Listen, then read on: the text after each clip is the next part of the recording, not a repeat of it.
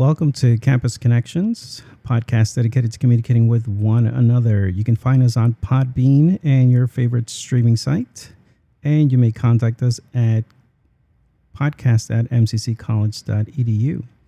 We look forward to hearing from you. Today we have a wonderful guest with us today, Dr. Angel Resto, our Director of Business Programs. So welcome, Dr. Resto. How are you? Very good. Thank you for having me. Wonderful. Great that you're here. Looking forward to our conversation. Been wanting to speak to you, as I mentioned earlier, about business programs and our business experience. We both have similar experiences, and you're now doing education. So looking forward to our conversation. How was your summer? Oh, my summer has been, good. I still feel that summer has not ended. So. That is true. We're already in fall weather. I know. Yes, but it was a good summer. I did a lot of different things, professionally and personally, and now I'm ready for the next season. Yes, very much so. It's already upon us. This wonderful weather that we have. Of course. But that's why we love Chicago. I love Chicago. Chicago weather. Chicago, it's great. Fall weather's the best. Yes. Although I do miss the summer weather too. All right. So you're our director of business programs at Midwestern Career College. Tell us a little bit about what you do. Well, I oversees 3 programs, the accounting, marketing, and business administration programs. I make sure that our students get the best learning experience that they are able to acquire in higher education. And I do curriculum development, student advising, faculty training. I'm in charge of leading all our faculty members. So I do a little bit of everything. But the main goal is to ensure that I provide a good academic environment for all our students. You started your academic education getting a bachelor's degree in economics. Is that correct? Yes. Mm-hmm. How did you decide on doing economics? Because I know at least one staff member here, we talked about economics and she wasn't too fond of it. How did you decide on economics? Well, actually, when I was 18, I always thought that I would like to become an engineer. My father always wanted me to become an engineer. And I got to engineering school when I first started in college. That, by the way, I got into college when I was 16. Is that right? Yes. I was fortunate to attend a good school in Puerto Rico. It was kind of the hybrid between a boarding school and a magnet school. So I was able to complete 2 high school grades in 1 year. So I did 11th and 12th grade in 1 year. And of course, only good student can attend that school. So I was lucky enough that they chose me to be part of their student body. So that's how I was able to advance my high school years. So I graduated at 16 and went to college at 16. So I was on my own. How was that? Exploring the world. I can't imagine going to college at 16. Without my parents, away from home. And I really loved it. And somehow that experience just taught me how to be more independent. Although I had to rely on my family, I was not able to work. So money-wise, I had to depend on them. But I became more independent. And through that independence, also, I was able to make my own decisions. And sometimes they were not the best. So, like any young 16-year-old. Right. So originally I wanted to become an engineer, and that's when I went for school. But then I didn't like it. The classes I was taking, it was not for me. I'm not sure if because I was too young to be thinking about that future. But then I had a conversation with my advisor, and somehow I ended up liking more business and economics. And then I had to switch major to economics, and that's how I was able to finish my bachelor's degree in economics. Yeah, when I first started college, I started as an engineer. I wanted to be an engineer. Oh, okay. I still do have a family friend who's an engineer, worked for People's Gas. He's retired now. And I'm like, I'm going to be an engineer. So I took all these engineering classes, math, science. I spoke about that in the previous episode. And this friend of ours used to tell my parents, I think Gio should really think about physical education. And then my parents told me this, and I'm like, I'm not going to do physical education. I'm going to do engineering. Sure enough, now I have a degree in physical education. There you go. Mm-hmm. If I would have just listened back then, I wouldn't have wasted so much time. Yeah. But I think that somehow those decisions that we make when we are younger somehow shape who we are now. So, Right. That's how life is. That's how life is, yes. And you then went ahead and got your master's MBA in finance. Yes. As when I finished my bachelor's degree, I went to work for the government. I became one of the economists for a governmental agency in Puerto Rico. Okay. I was an economist analyst, and working with more people in economics and dealing with statistics.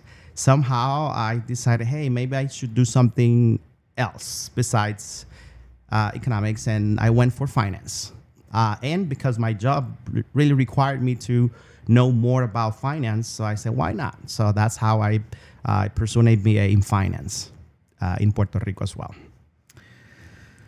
Yeah, I think I mentioned to you a few years ago, I thought I had the idea of pursuing a financial advisor. And I did start a program online, and it was okay. I did like it. There were some aspects, when you get into stocks and bonds and stuff like that. I'm not sure that I like that too much, but then life happens, and then I didn't continue with the program. Now, you started work in the banking industry, correct? Yes, I spent 18 years of my life in banking 15 here in Chicago. years. Yes. Yeah, my sister also has a degree. I'm not sure if it's in finance, it could just be business, but she's been working in banking for a long time. She works now for the state of Illinois. She's doing great. With that comes a lot of stress. Of course. Banking and finance, I know. it's high stress stuff. Yes. Yeah. How were you able to deal with it for 18 years? Well, throughout those 18 years, I did a little bit of everything. So I became my first job was as a teller. So I was a regular teller. Then within weeks, they promoted me to a commercial teller. And back then, I did not speak English. So I was in Chicago when I moved to Chicago, and I had to survive. So I had to put aside all my degrees and say, no, I need a job. I need to do something. So that's why I was just a teller in a bilingual credit union where I was able to speak a little bit of English, but the rest was in Spanish. But then I learned quick. So within weeks, I became a commercial teller. And then somehow there was another bank here in Chicago. It was called Banco Popular. We no longer have the bank in Chicago, but I applied to a position there weeks before, and they called me, and I became a banker, a personal banker. Then I went to school in Triton College for my ESL courses. I completed 2 classes, and then one day I received a phone call from the president of the credit union that I used to work before.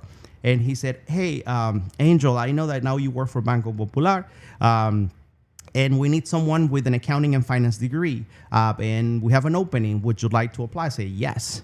So from Banco Popular, then I became director of accounting and finance at the credit union that originally gave me a job when I did not speak any English. But at that time, I was more comfortable with my English language skills. And then that's what I did. And from there, I became general manager, then branch manager. And then Bank of America came to Chicago. And I went for their interviews, and I got hired.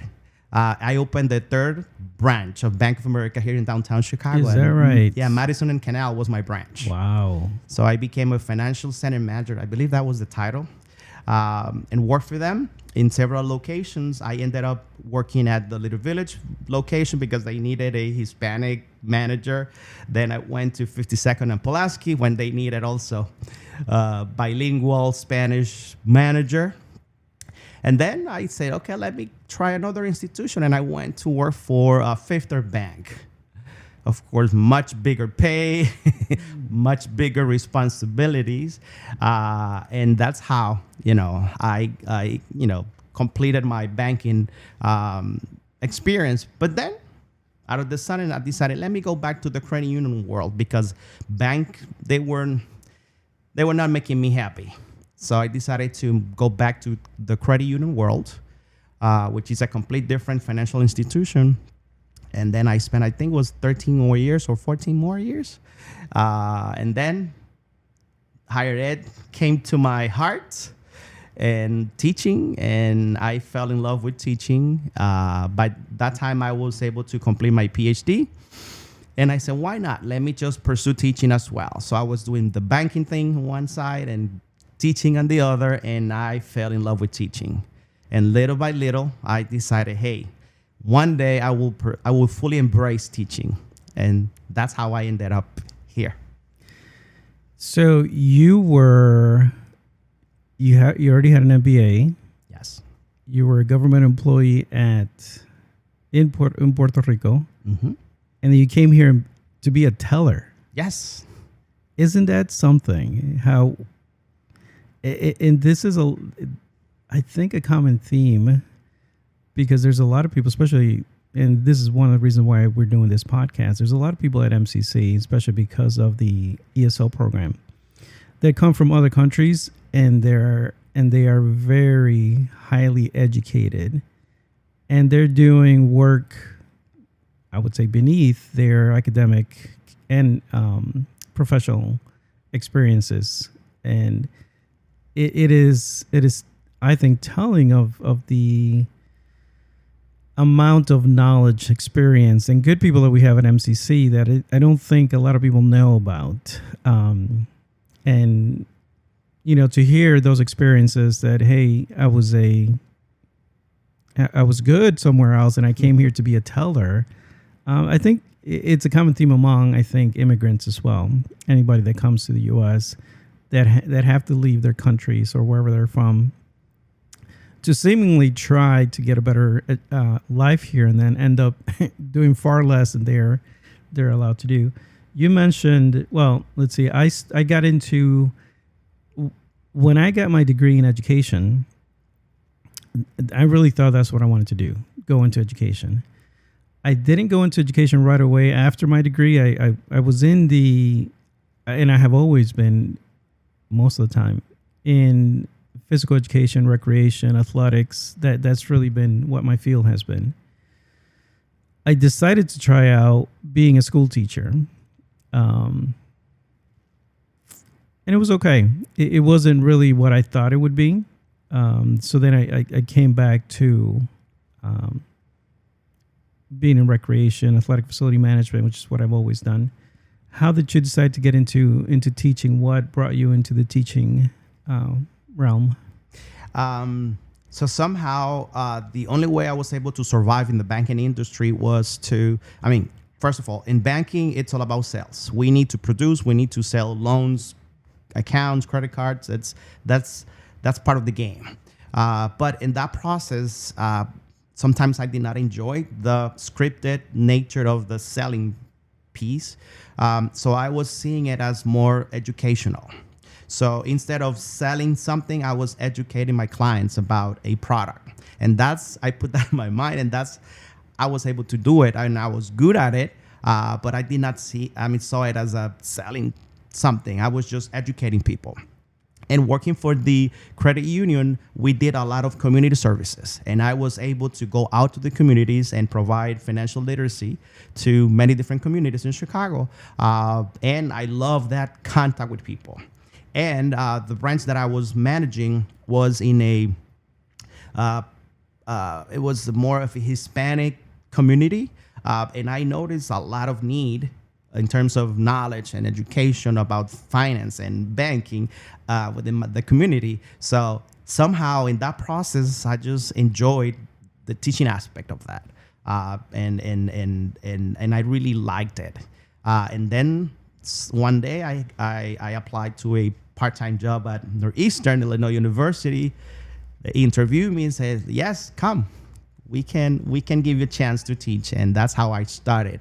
And since then, I haven't stopped. I've been working for Northeastern Illinois University for about 15 years now.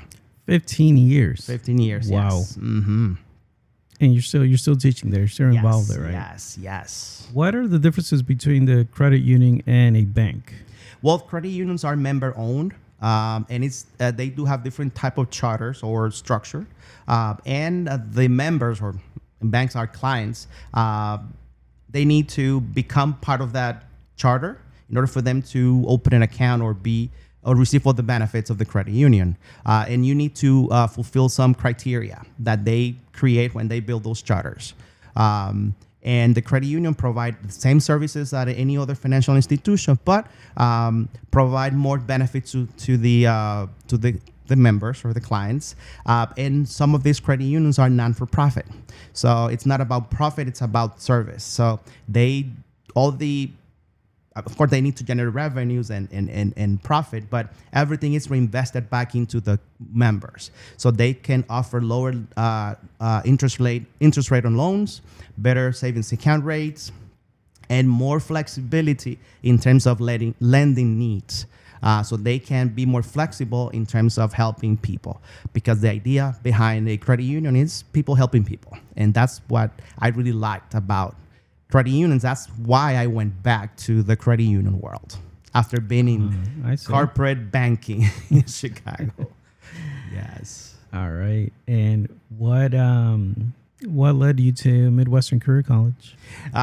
So after I was, confident enough that I had to pursue a full time type of teaching job, so I started applying.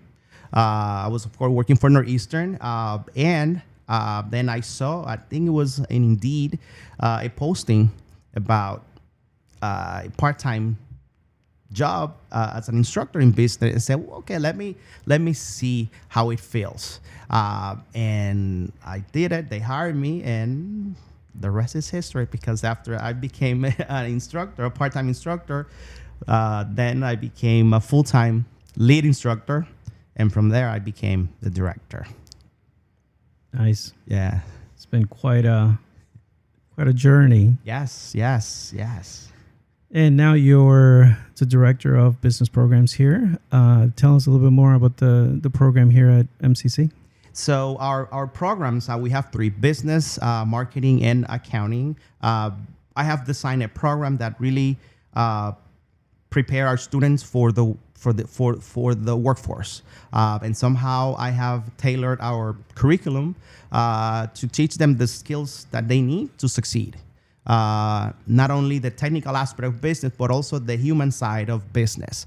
And that's what I've learned from my experience in banking and in the credit union, that sometimes when we're so technical in the business side, we forget about people, and we need people in order for the business to survive and thrive.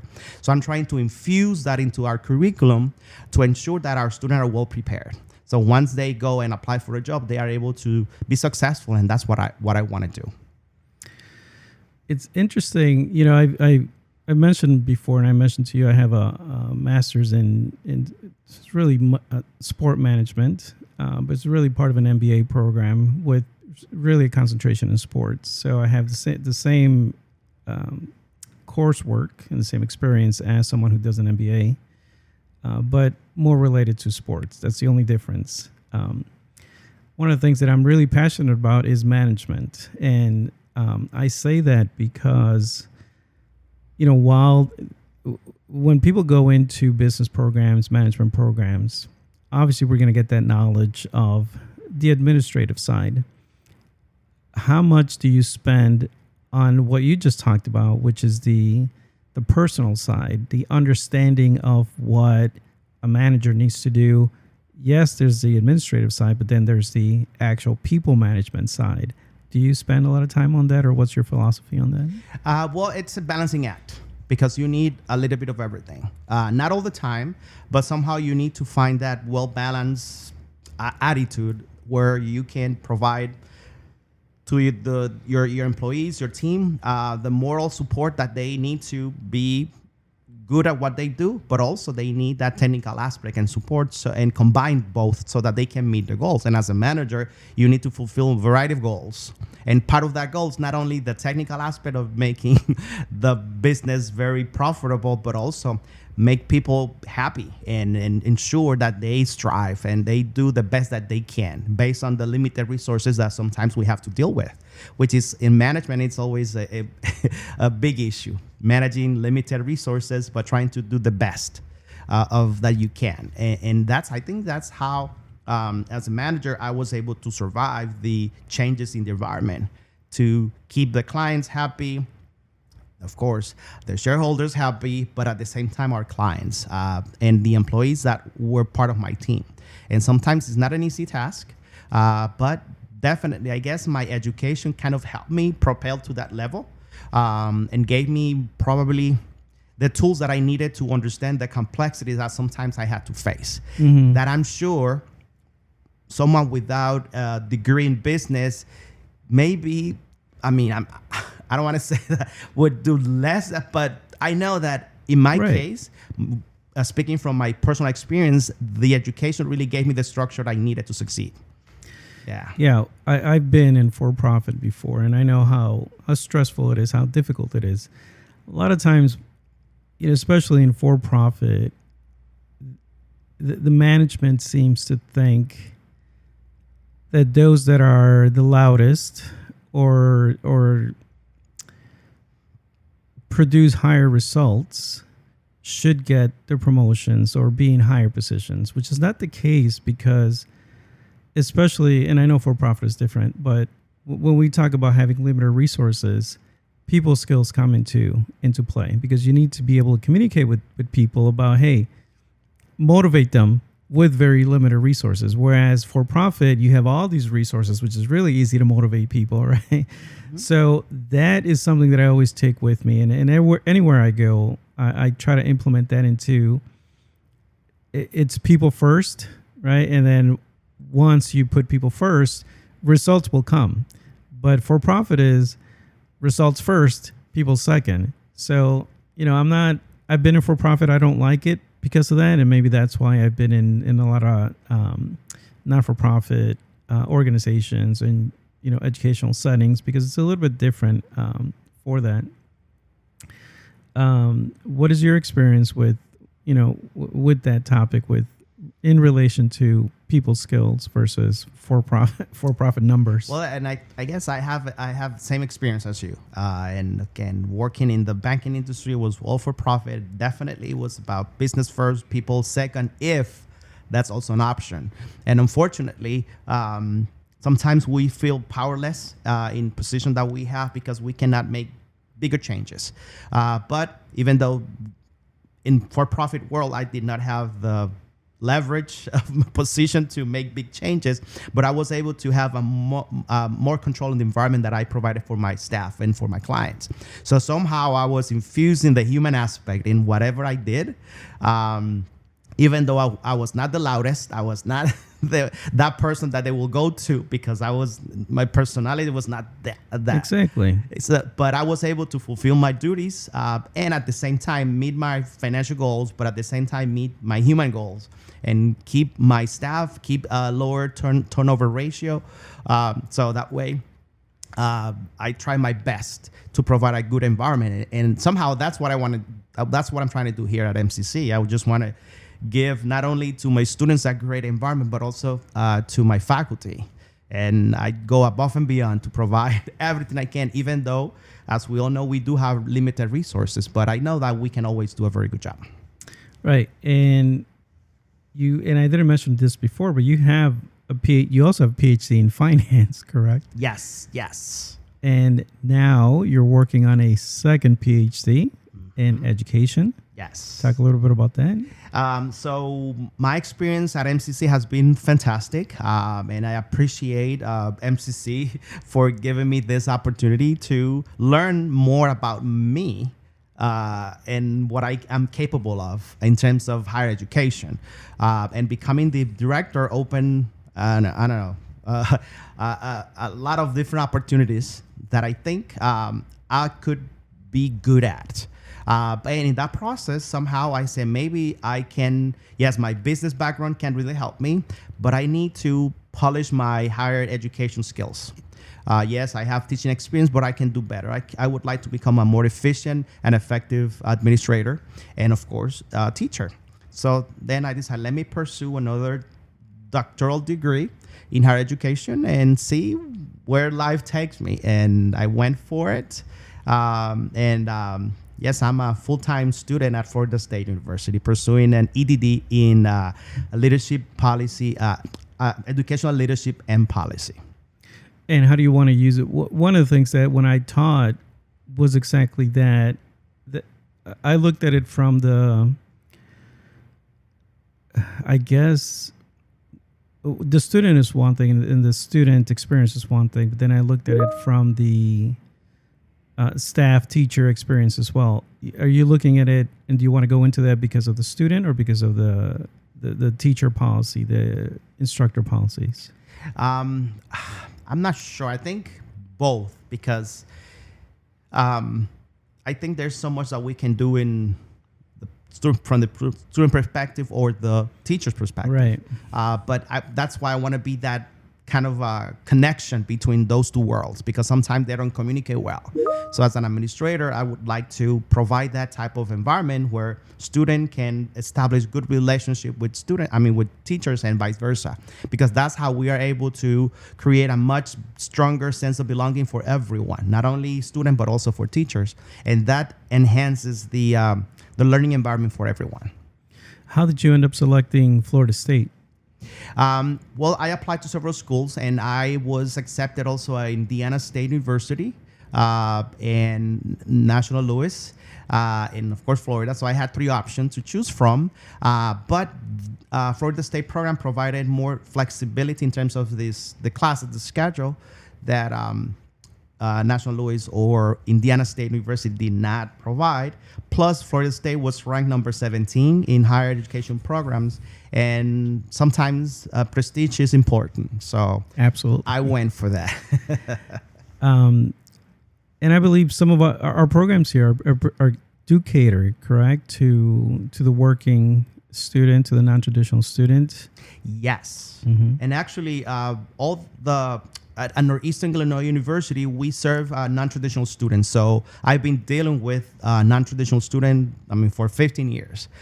So I clearly understand their struggles and what we can do as an institution to really help them strive. And when you apply that to international students, which are the bulk of our student body here at MCC, I see there's so much we can do for them. And yes, we're not the perfect institution, but right now we are providing a good environment where they all can strive for whoever they are and from wherever they come from. And that's what I try to do. And that's why this type of education that I'm pursuing now would really help me better understand their lives. And that's all that I want to do. Yeah, I started going to college at UIC, University of Illinois, Chicago. I was such a good student there that I ended up going to Oakton Community College. And after Oakton, I'm like, okay, what do I want to do? And I did apply to Illinois State, Western Illinois, and Southern Illinois University at Edwardsville. I was accepted to all three, and like you, I had to choose one. Mm-hmm. I did go to all three. Illinois State, it just looked at the time, very impersonal, really big school, and I didn't like it. I went to Western Illinois, same thing, which is smaller school, but I didn't feel any connection to it. When I went to Southern Illinois, there was a real connection because I met with the department chair and the instructors, and I was just there, and the way they treated me and welcomed me really made that difference, which I think you can find at a smaller school. And likewise, because MCC is a smaller school, I think you get that more personal experience, personal touch, homey feel that I think helps a lot of students, especially the non-traditional students, get. So you've done some events. You had an ice cream social not too long ago, didn't you? Yes, we How'd that did. go? It went very well. And the idea behind that social ice cream event was just to ensure the student connect with the Right. faculty and among each other, because that's how we are able to build a good environment. Yes, And sense of belonging, it's necessary for us to be happier wherever we are. exactly. And by creating those intentional activities, we are little by little creating that or enhancing that sense of belonging among all our students and faculty. Yeah. And part of the PhD program that you're doing now, you're doing a study. Talk a little bit about that study. Is that part of your dissertation? Yes, it is my dissertation. Yeah. Yes. So my dissertation, it's about student retention and success. Mm-hmm. And I'm using my experience here at MCC as the the forces that are taking me to that place. And the idea of my research is to determine or learn more about the experiences of our students in terms of how they build sense of belonging and how that sense of belonging can really help them be successful, not only in school, but after graduating from MCC.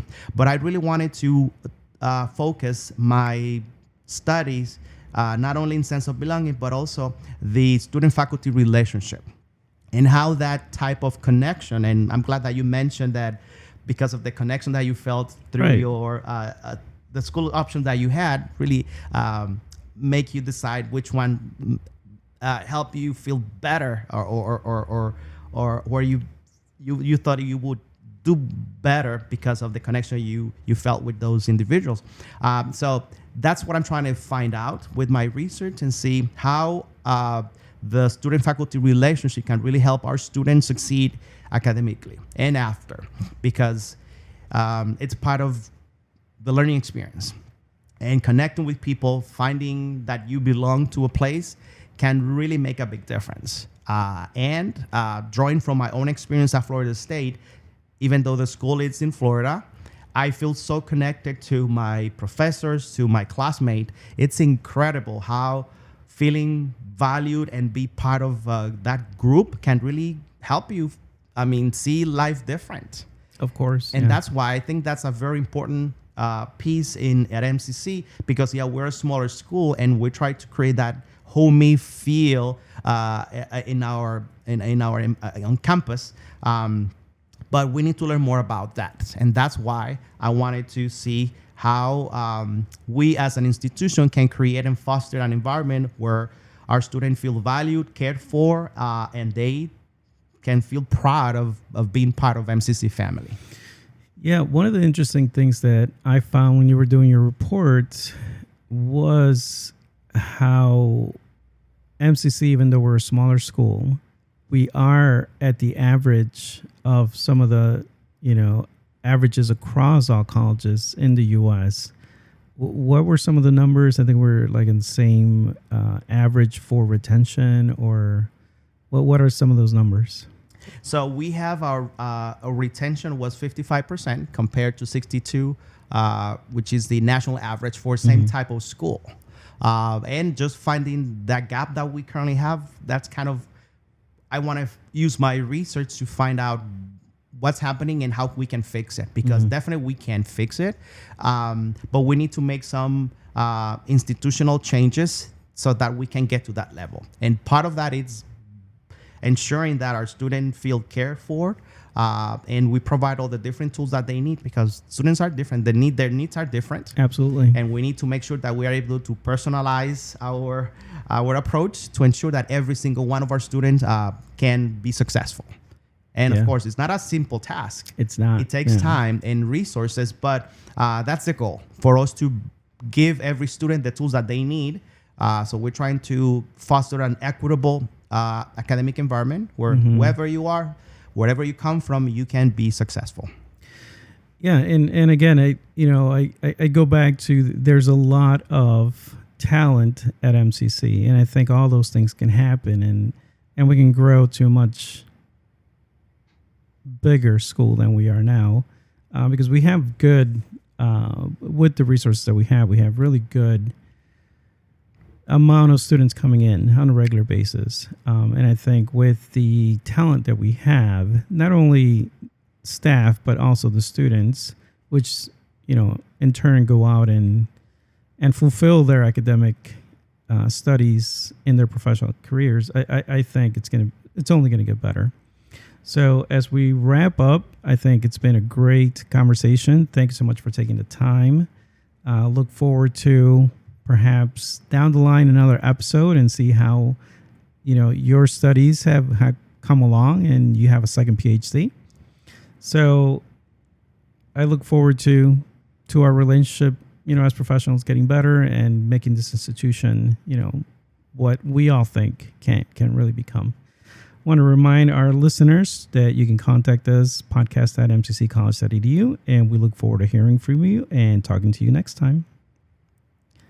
Thank you so much. Thank you, Dr. Resto.